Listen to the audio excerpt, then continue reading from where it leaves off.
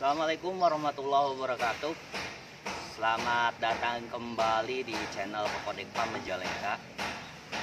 Pada video kali ini saya akan mengulas tentang kolam yang pernah saya buat skema pemipaannya. Dan seperti yang teman-teman lihat ya, ini udah hampir selesai ya. Cuman memang kita masih pembuatan di chamber yang akan memakan waktu lama karena penggunaan double wall itu berbeda dengan penggunaan pipa ya. Kalau pipa mungkin bisa langsung pasang bata naik, berbeda dengan yang double wall ini. Nah, sebelum kita ulas, bagi teman-teman yang belum subscribe, untuk subscribe terlebih dahulu serta nyalakan loncengnya, dan tulis pada kolom komentar kritikan, saran, masukan supaya channel kami lebih berkembang lagi, dan jangan lupa like and share supaya lebih bermanfaat lagi. Oke, kita langsung ulas sampai sejauh mana sih proses pembuatan kolam yang pernah kita buat dari desain kolamnya.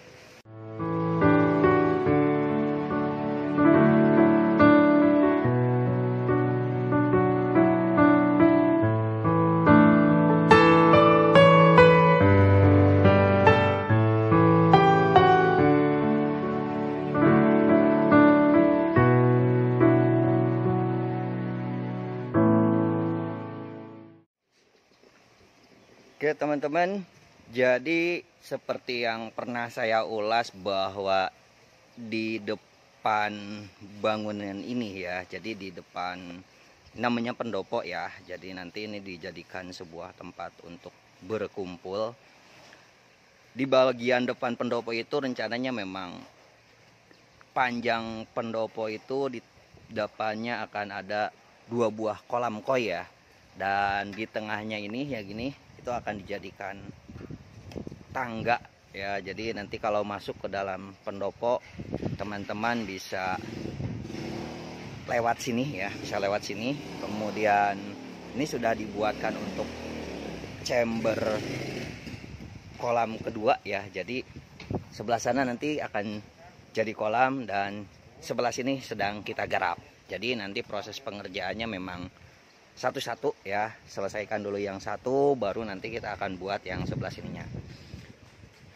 Kita langsung ulas ke bagian pemipaan ya. Jadi di bagian pemipaan memang kemarin ada beberapa catatan yang teman-teman nanti bisa perhatikan penggunaan double wallnya ya. Jadi penggunaan double wall itu fungsinya untuk menentukan air masuk dan air keluar antar chambernya. Jadi kalau tadi menggunakan pipa paralon antar chambernya, nah ini saya menggunakan double wall ya. Ini masih proses pengerjaan ya.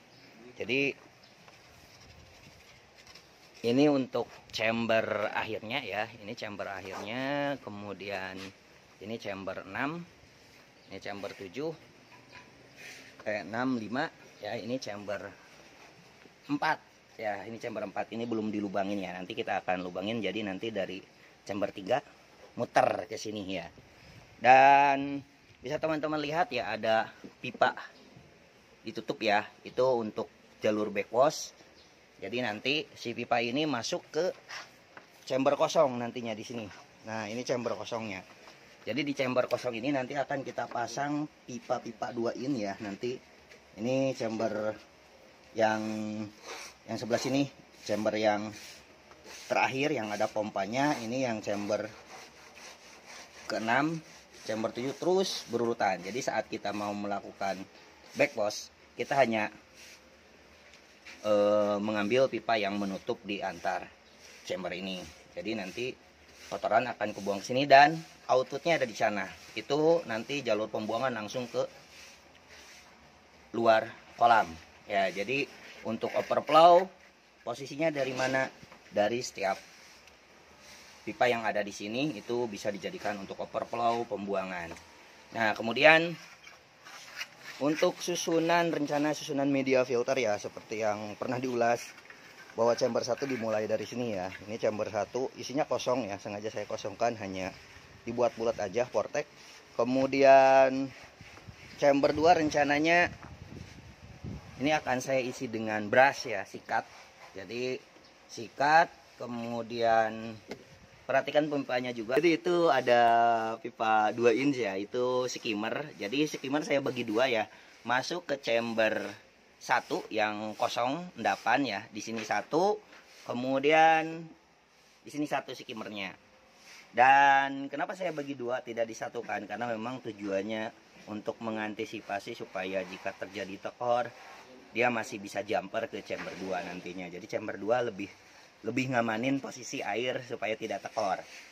Dan untuk bottom drain ya, saya menggunakan 3 in ya. 3 in bisa teman-teman lihat, 3 in.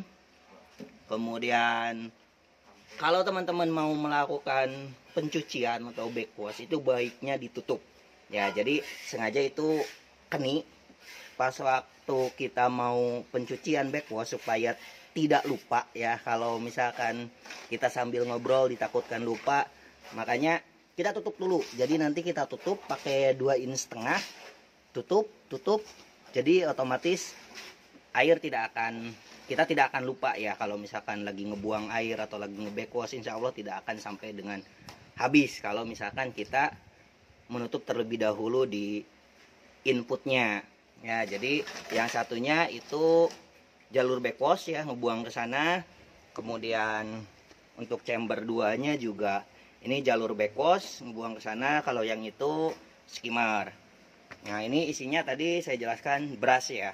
Kemudian di chamber yang ketiga ini bisa teman-teman isi mekanis lagi ya, seperti jaring nelayan atau jet map atau biofoil ya. Yang penting 2, 3 kita menggunakan mekanis. Nah, di chamber yang keempat di sini saya akan buat biologis nantinya.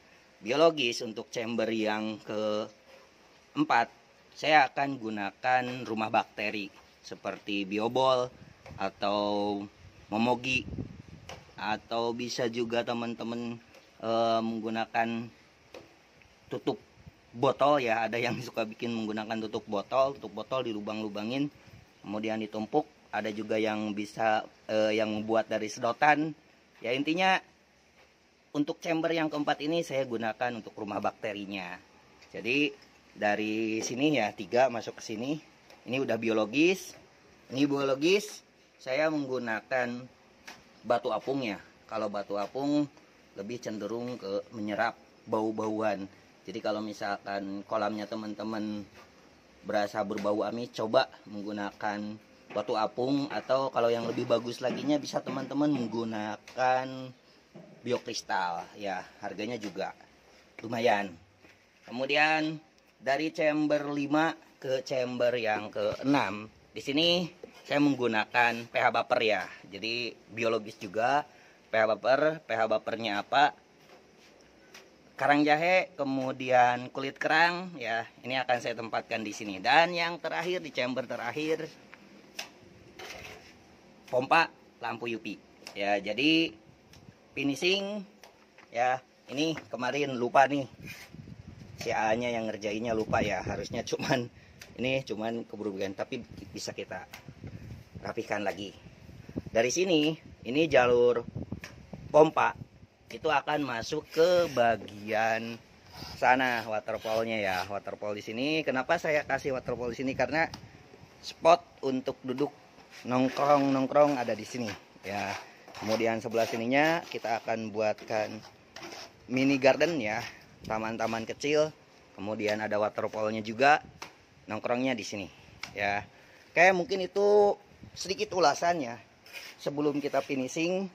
Dan nanti akan kita buatkan juga untuk konten finishing, karena finishing itu masih ada perendaman, kemudian penyusunan filter sampai dengan proses ikan masuk akan kita buatkan kontennya. Ya teman-teman, mungkin itu yang bisa saya ulas hari ini ya.